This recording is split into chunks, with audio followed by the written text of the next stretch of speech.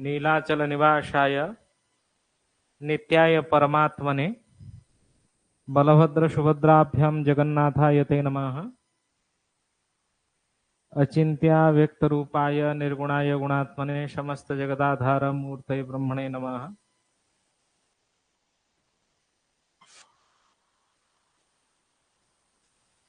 कक्षा में आप सभी का स्वागत है।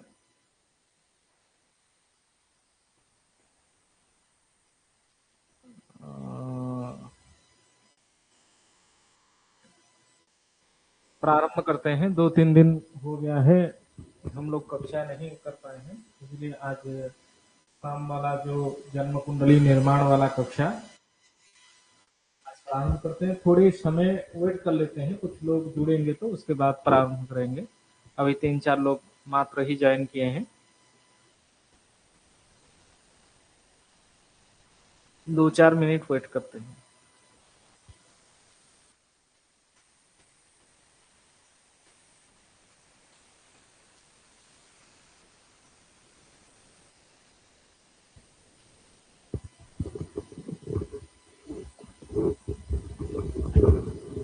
लग्न साधन के 2 विधि भुक्त प्रकार से भोग्य प्रकार से पिछले कक्षा में हम लोग प्रैक्टिस किए थे, है ना।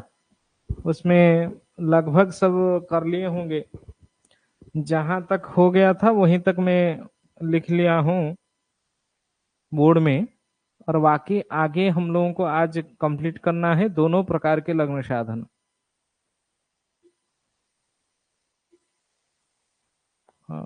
लगभग प्रारंभ करते हैं थोड़ा विषय।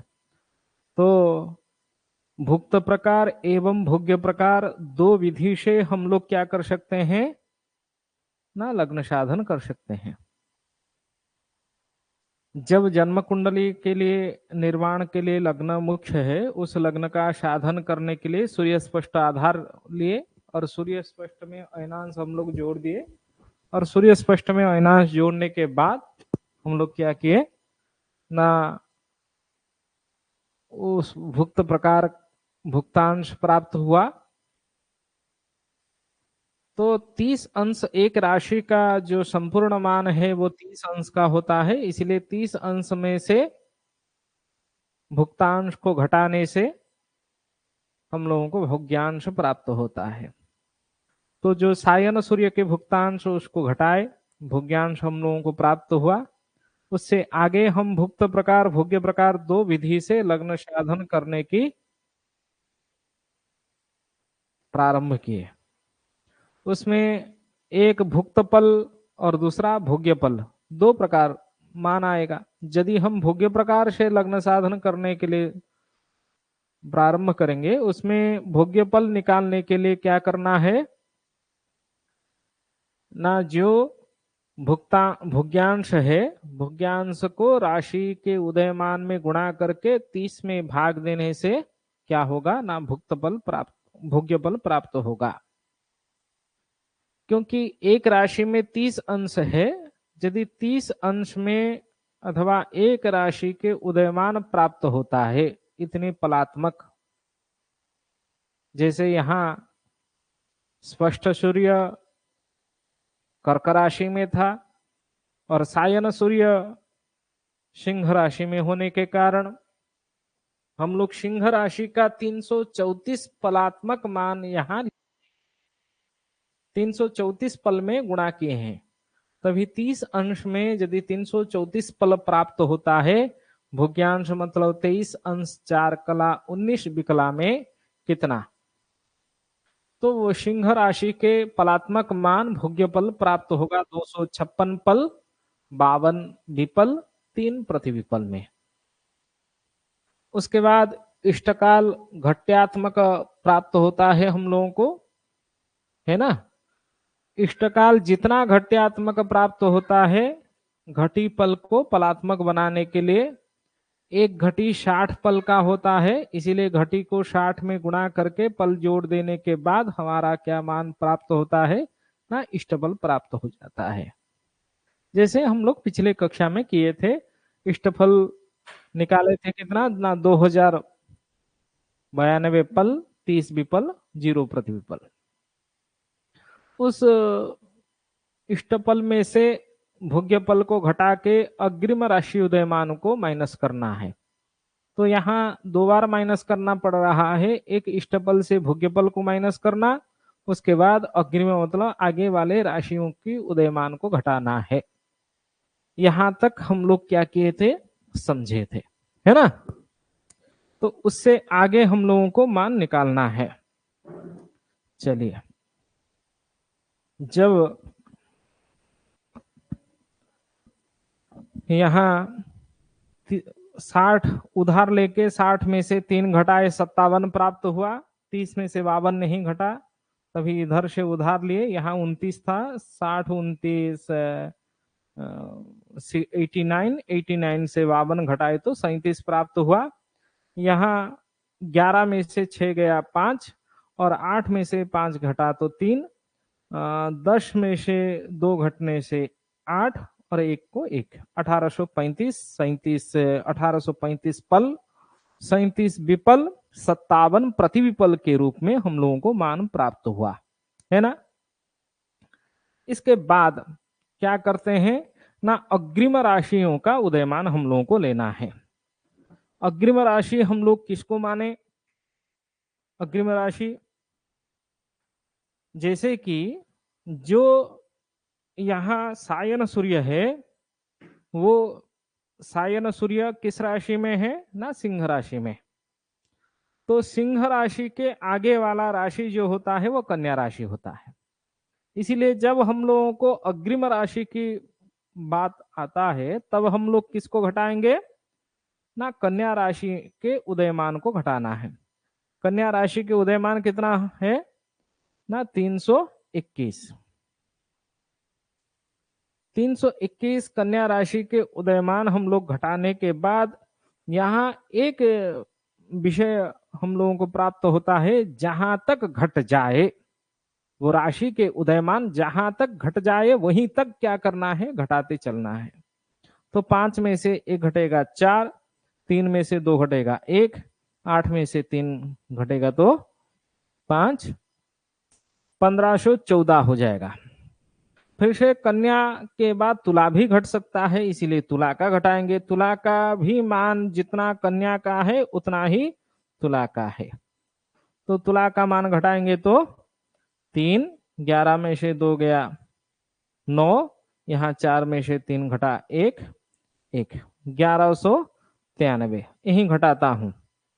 1193 से फिर से तुला का घट गया तो वृश्चिक को घटाना है। वृश्चिक का मान भी 334 है, जो सिंह का मान है वही वृश्चिक का मान है। हमारा विषय क्या था ना, जहां तक घट सके वहीं तक घटाना है, एक एक करके घटाते चलना है। तो वृश्चिक का घटाए तो 13 में से 14 घटा 9, यहाँ 8 में से 5 3 घटा तो 5, 11 में से 3 घटेगा तो कितना होगा 8।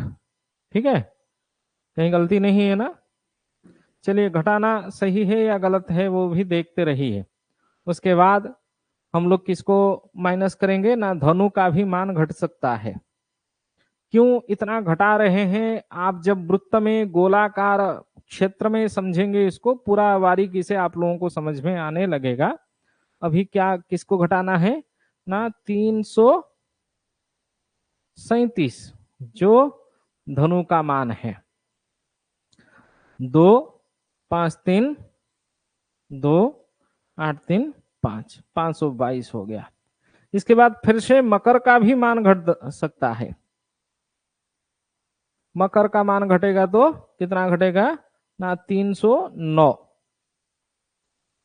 309 मकर का मान है, जो मिथुन का है वही मकर का है, इसीलिए 12 में से 9 घटेगी 3 और यहाँ बचा 1, 1 में से 0 घटेगा 1, यहाँ बचा 5, 5 में से 3 घटेगा तो 2, 213। इसके बाद नहीं घट सकता है।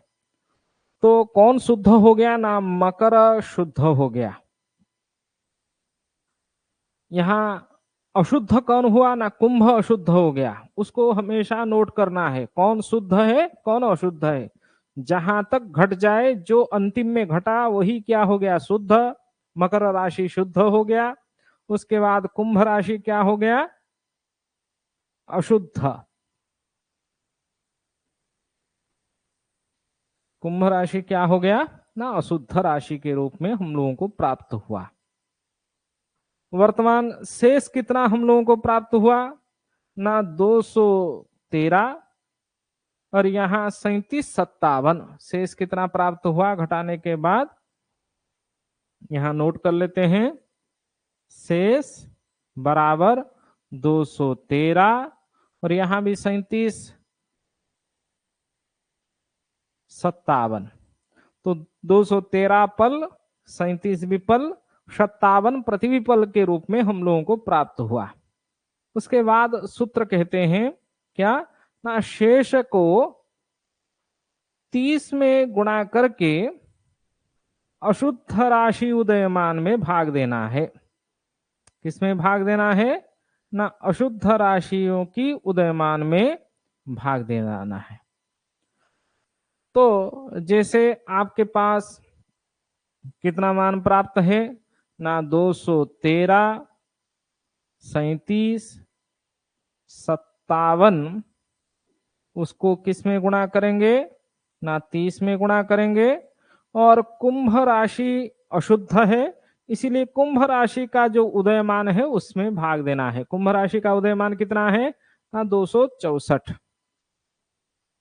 264। 264 में क्या करना है ना, भाग दे देना है। समझ गए बात को।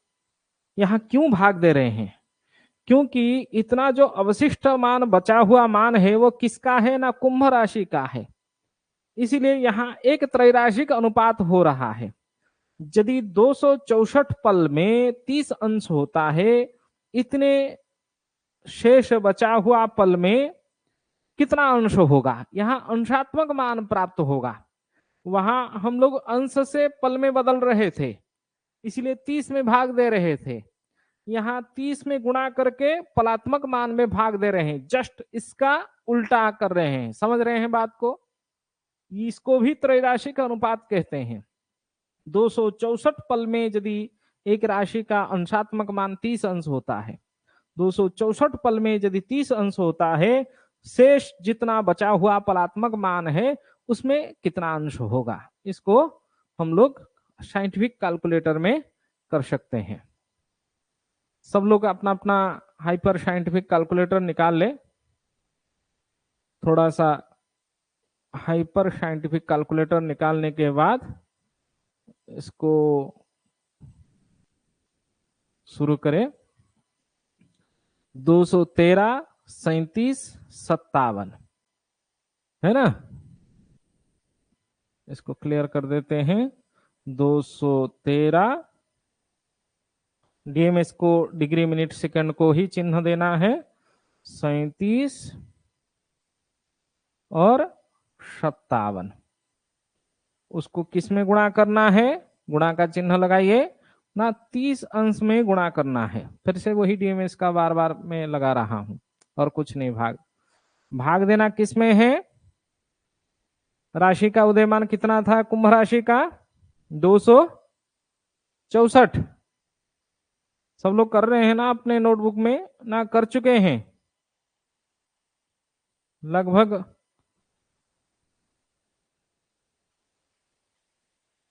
आज कुछ कम लोग जुड़े हैं, बनाए सब। हरिओम, सभी का हो गया है।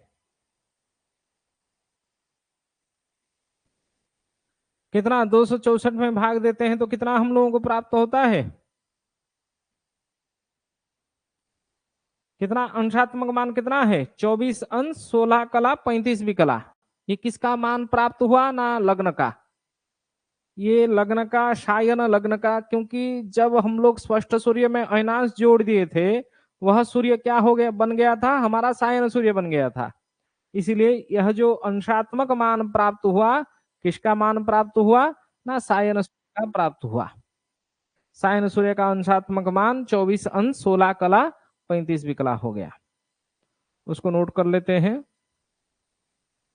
यहाँ जगह नहीं है, थोड़ा सा आगे खिसका देंगे। तो कितना, 213, 37, 57 को 30 में गुणा किए और भाग दिए 264 में, हम लोगों को प्राप्त हुआ 24 अंश। कितना कला,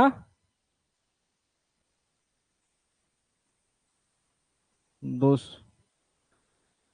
ये क्या गलत दिखा रहा, 24 अंश 16 कला 35 विकला,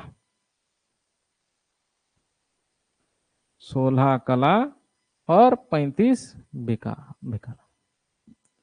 जब ये 24 अंश 16 कला 35 विकला हो गया, इसमें नेक्स्ट सूत्र जो है, हम लोग शेष इंटू 30 डिवाइडेड अशुद्ध राशि उदयमान इजिकल टू अंशादि लग्न, इसको नाम देते हैं क्या, अंशादि लग्न।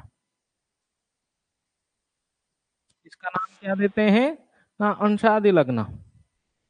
इसके बाद शुद्ध राशि संख्या, शुद्ध राशि संख्या प्लस अंशादि लग्न, क्या है, प्लस अंशादि लग्न। तब हम लोगों को क्या प्राप्त होगा ना, सायन लग्न प्राप्त होगा। यहां लग्न प्राप्त हो गया, सायन लग्न। तो शुद्ध राशि अभी क्या हम लोग समझे हैं ना, जो घट गया वो शुद्ध है। कौन सा राशि घटा था ना, मकर राशि। जहां तक हम सिंह राशि का उदयमान सायन सूर्य सिंह राशि में था, के बाद कन्या का घटाए, कन्या के बाद तुला, तुला के बाद वृश्चिक, वृश्चिक के बाद धनु, धनु के बाद मकर तक हम लोग घटा दिए, मकर के बाद नहीं घटा। तो यहाँ शुद्ध राशि संख्या किसका लेना है ना, मकर का, उसका संख्या लेना है। संख्या मकर राशि का संख्या कितना है, 10। तो 10 राशि में 24 अंश 16 कला 35 विकला हम लोग यदि जोड़ दें, तभी 10 राशि 24 अंश 16 कला और 35 विकला क्या होता है ना, शायन लग्न हम लोगों को प्राप्त हो जाता है। ठीक है, इसमें से किसको घटा देना है ना, अयनांश घटा देना है। इसके बाद लास्ट में क्या कहते हैं ना, अयनांश घटा दें सायन लग्न में से, तभी हम लोगों को निर्ण लग्न प्राप्त हो जाएगा, लग्न स्पष्ट हम लोगों को प्राप्त हो जाएगा। तो अयनांश कितना, 24 अंश कितना, 12 कला, कितना विकला था, थोड़ा बोल देंगे, अयनांश कितना था, कोई नोट किए होंगे, अयनांश कितना है बता देंगे।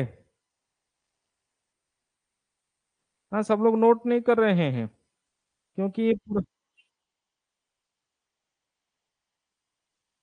नहीं, कोई तो नोट किए होंगे ना।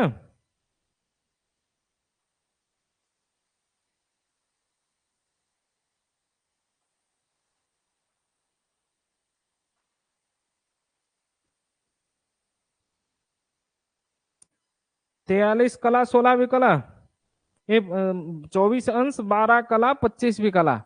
इसका मतलब इसको पढ़ाने से कोई फायदा नहीं है। आप कोई भी इसको नोट्स भी नहीं बना रहे हैं, प्रैक्टिस भी नहीं कर रहे हैं, इसलिए बेकार चला गया, मेरा समय व्यर्थ हो गया। चलिए उसके बाद भी कंप्लीट कर देता हूँ। 16 में से 12 घटा दिए तो 4 हो गया, 24 में से 0 हुआ, यहाँ 10 का 10। तो निर्ण लग्न कितना प्राप्त हुआ हम लोगों को ना, 10 राशि 0 अंश 4 कला 10 विकला। ये किस स्थान का है ना, पुरी का है। पुरी क्षेत्र पुरी का जो शिशु जन्म हुआ है, जिस समय का हम लोग रात के लगभग 7 बज के कुछ 18 मिनट ऐसा कुछ लिए हैं, है ना।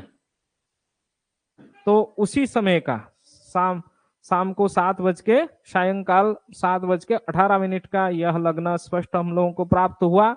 हम लोग भोग्य प्रकार से निकालने के बाद इसको यदि भुक्त प्रकार से निकालते हैं तभी हम लोगों को यही मान प्राप्त होता है या कुछ अलग है, उसको देख लेना है। क्या है कि थोड़ा सा हमेशा भुक्त भोग्य में हम लोग क्या गलती कर लेते हैं।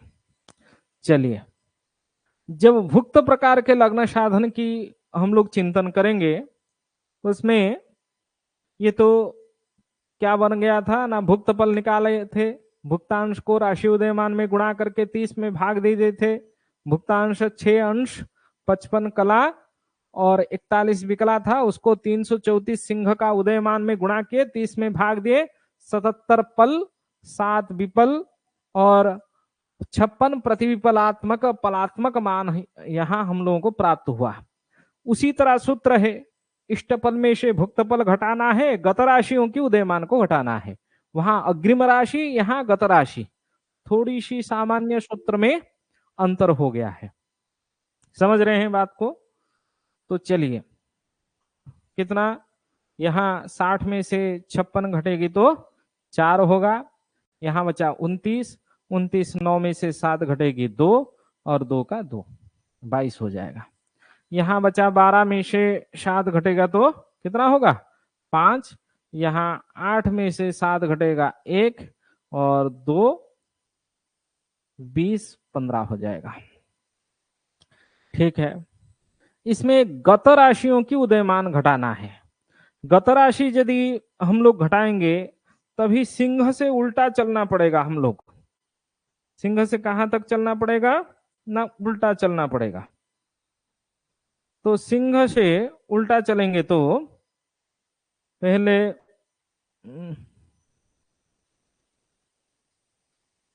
बता सकते हैं सिंह के,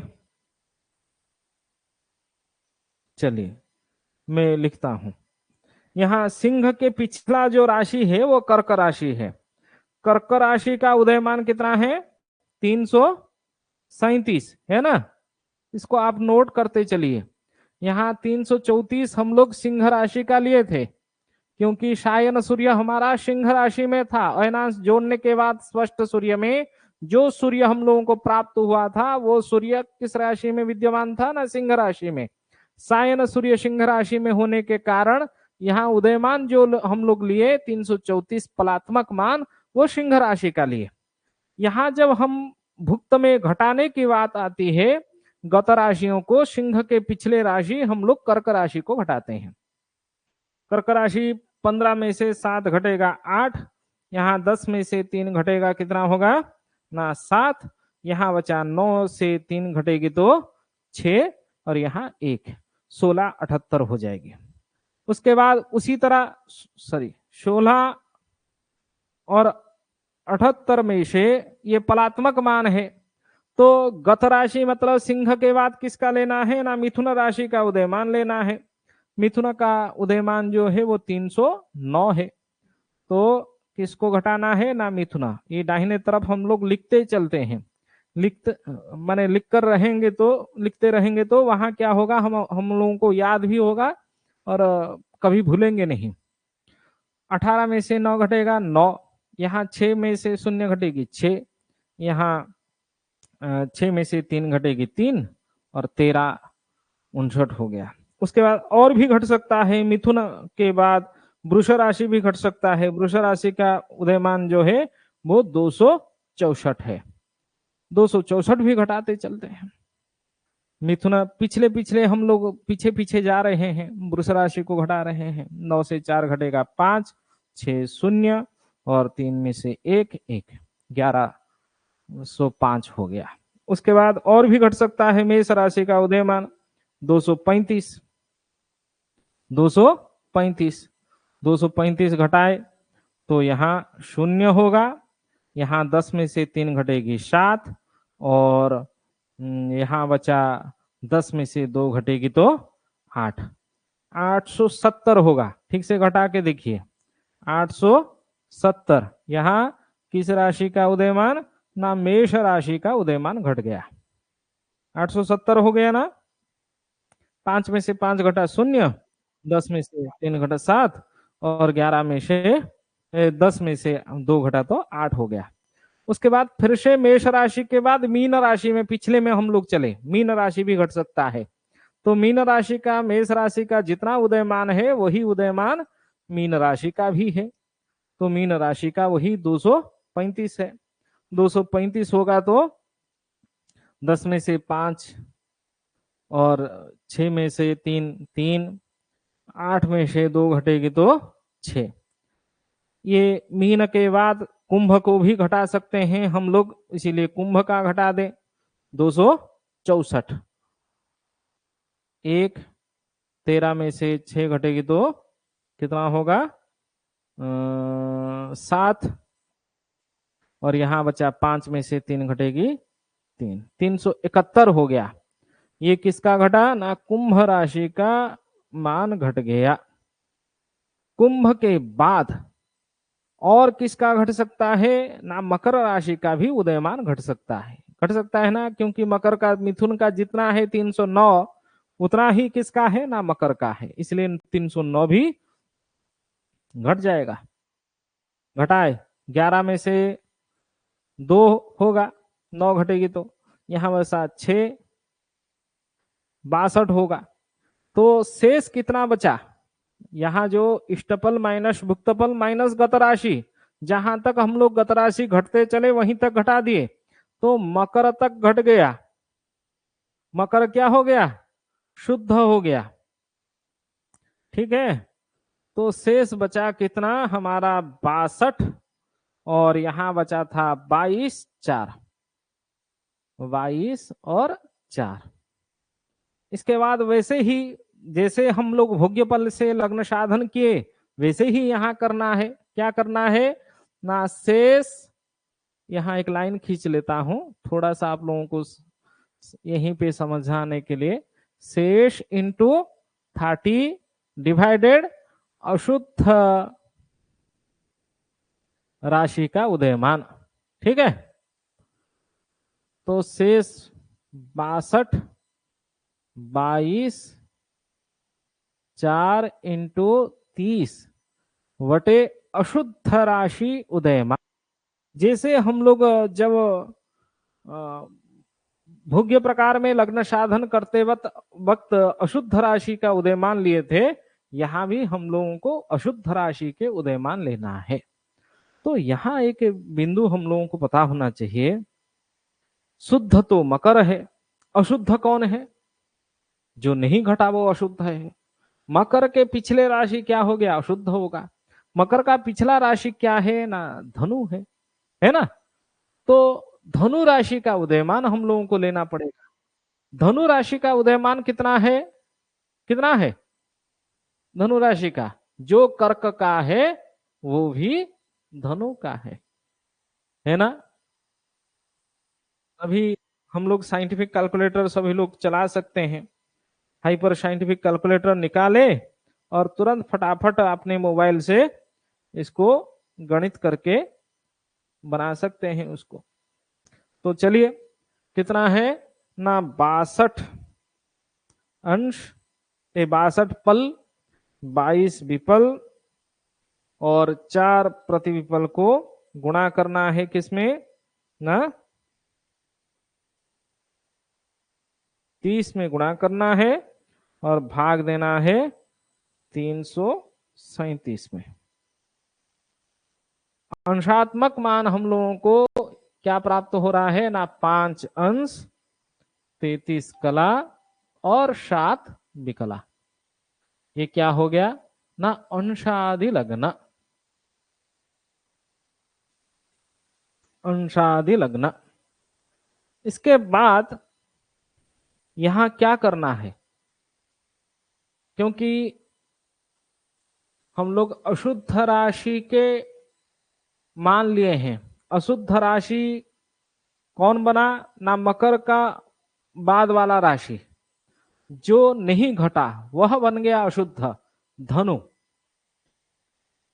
वहां जब भोग्य प्रकार में हम लोग लग्न साधन कर रहे थे, उसमें हम लोगों को क्या लेना था ना, शुद्ध राशि संख्या प्लस अंशादि लग्न।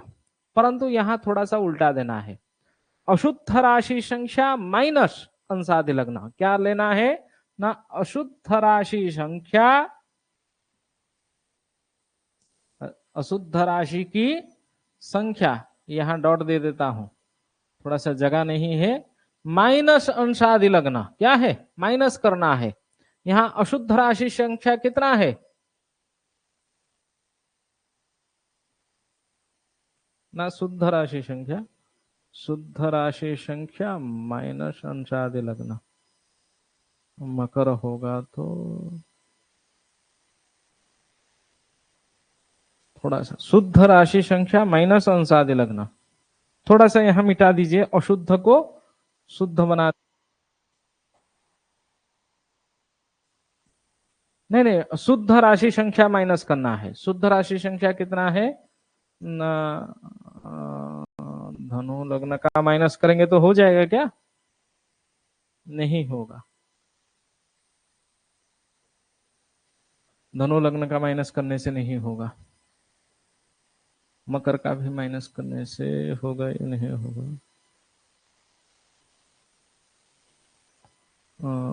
माइनस करते हैं तो वही, कहीं घटाने में कहीं गलती नहीं हुई ना। चलिए, शुद्ध राशि संख्या 10, राशि शून्य अंश, यहां राशि अंश कला विकला, कहीं घटाना व किसी बिंदु में हम लोग गलती नहीं किए ना।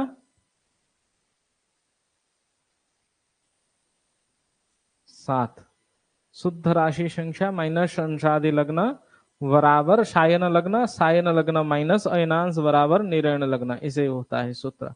थोड़ा सा कुछ गलती हुआ है, कहीं भी कोई गणित में गलती हो गया है, जिस कारण से मान दोनों मिल नहीं रहा है। यहाँ 60 में से 7 घटाएंगे तो 53 होगा, और ये बचा यहाँ 59, 59 में से 33 घटाना है, 9 में से 3 घटेगा तो यहां बचेगा कितना, 6, 5, 2, यहां बचा 29 अंश, 29 अंश में से 5 घटेगी तो यहाँ बढ़ेगी 24, और 24 के बाद यहाँ बचेगी 9 राशि, 9 राशि 24 अंश 26 कला 53 विकला। वहां कितना प्राप्त हुआ था, 24 16 35, 24 16 35, 24 26 53 हो गया। यहाँ राशि भी 9 राशि हो गई। कहीं तो कुछ हम लोग गड़बड़ किए हैं, जिस कारण से ये थोड़ा सा गलती हो गया है। शुद्ध राशि संख्या प्लस अंशादि लग्न, यहाँ अशुद्ध राशि संख्या, कुछ देखता हूं बाद में, इसको बना के देखता हूं। चलिए, इसमें अयनांश घटा देना है सूत्र के हिसाब से। 12 अयनांश कितना था, 24 अंश, 12 कला और 25 विकला। उस 25 विकला को घटा देने से क्या हम लोगों को निरयन लग्न, ये सायन लग्न प्राप्त होता है। और अयनांश घटा देने से, सायन लग्न में से अयनांश हम जब घटा देते हैं तो तभी हम लोगों को क्या प्राप्त होता है ना, निरयन लग्न। हमेशा जन्म कुंडली में जो लिखा जाता है वह लग्न स्पष्ट निरयन लग्न होता है, वह शायन लग्न कभी हम लोगों के पास नहीं प्राप्त होता है। इसीलिए यहां हम लोगों को जो प्राप्त होगा वो निरयन लग्न। चलिए, अभी थोड़ा सा गोल को भी समझ लेते हैं। नेक्स्ट, जब पहले कक्षा में लग्न साधन की हम लोग चिंतन किए थे, लग्न साधन में क्या हम लोगों को सूर्य उदय एवं सूर्यास्त, मध्याह्न एवं मध्यरात्रि, सूर्य उदय वाला बिंदु क्या होता है ना, उदय लग्न व प्रथम लग्न, हम लोग सूर्य उदय वाले लग्न को ही चिंतन करते हैं। यही बिंदु क्या है, प्रथम लग्न। और यहाँ मध्याह्न व खमध्य, मध्याह्न लग्न व खमध्य लग्न व दशम लग्न होता है।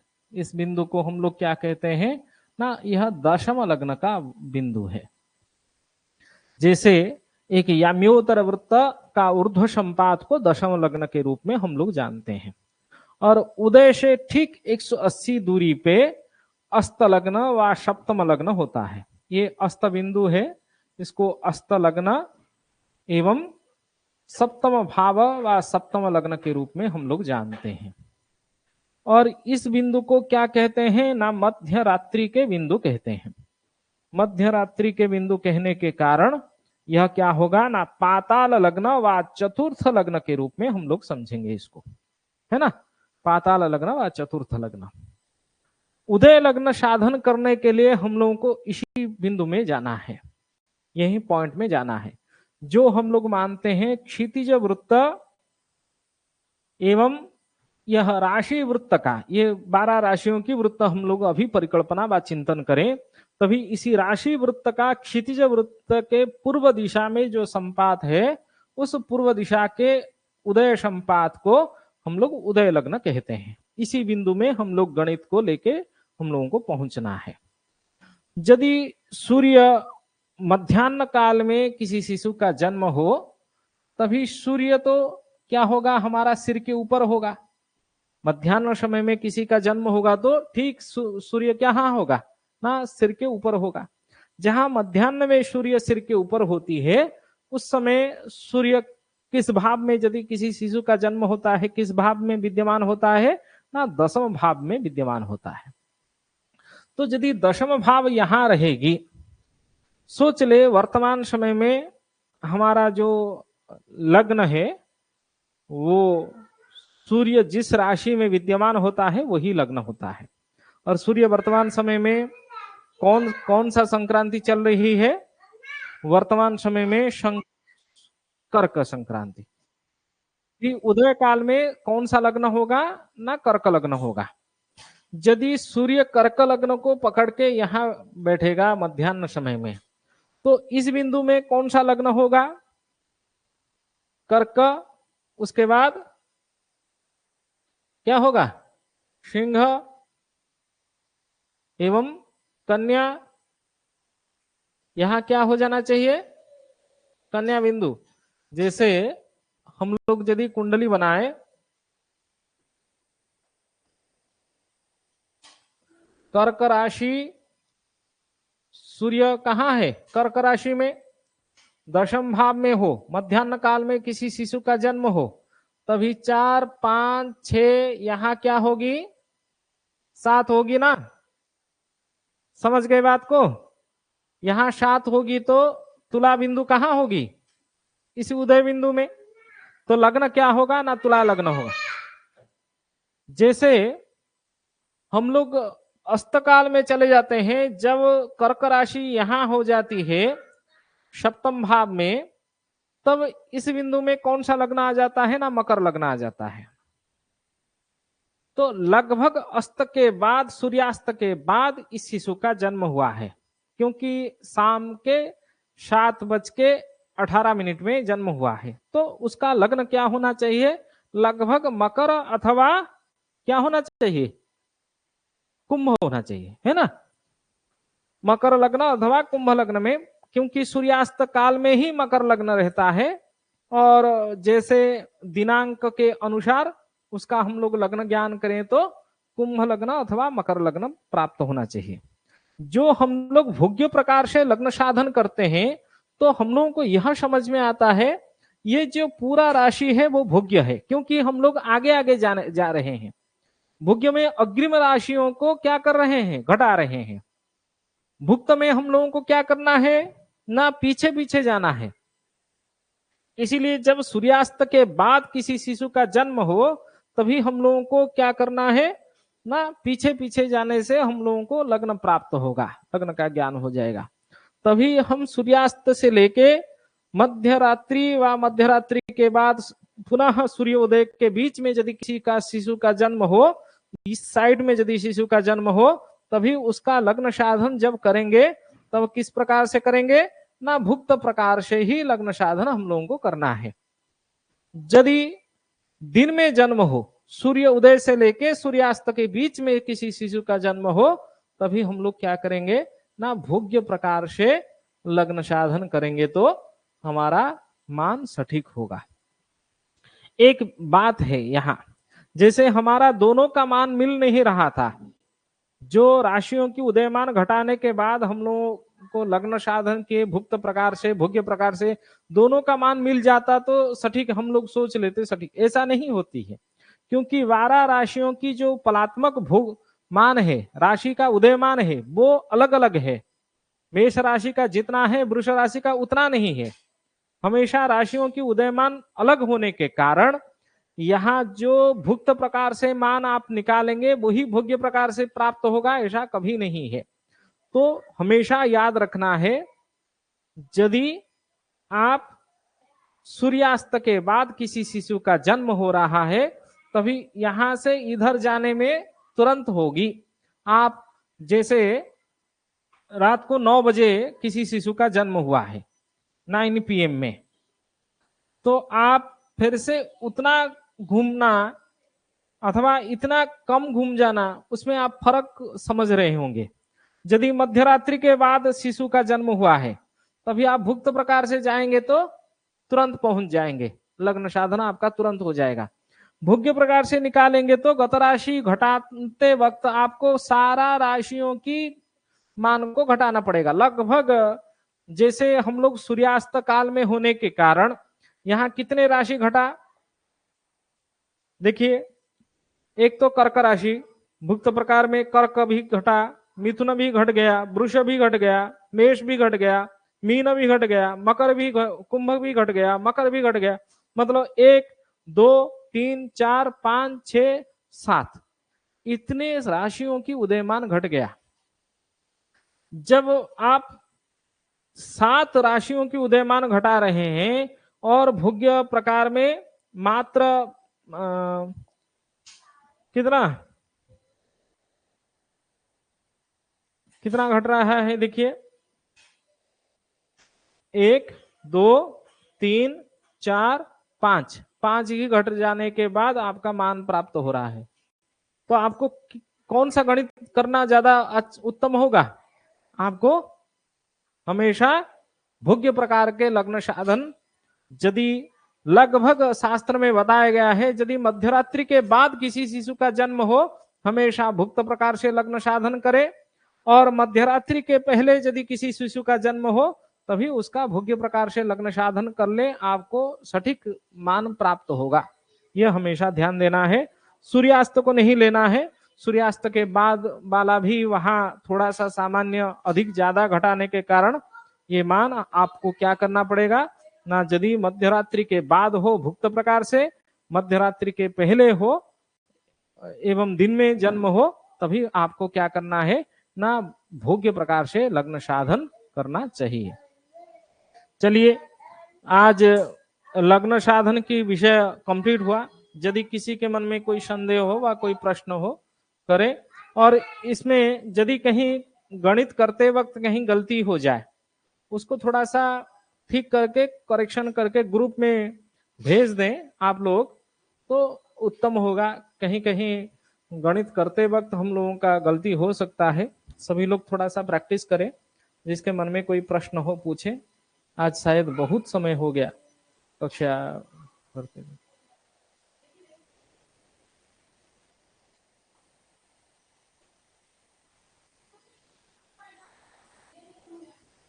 चलिए, धन्यवाद है।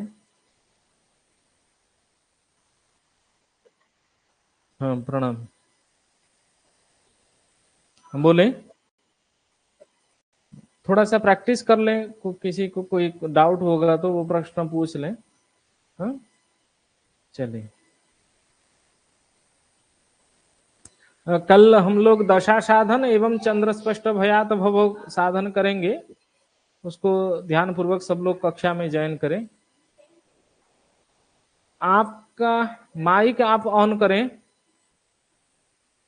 विवेक जी, आपके माइक के आप ऑन नहीं कर रहे हैं। हरिओम। क्या प्रश्न है? आपका माइक ऑन नहीं है, आप जो बोल रहे हैं वो सुनाई नहीं दे रहा है।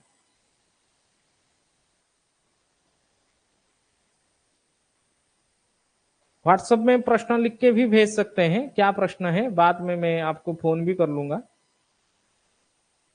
ठीक है, अभी यदि माइक ऑन नहीं हो रहा है, व्हाट्सएप में प्रश्न लिख के भेज दें। विवेक गर्ग जी।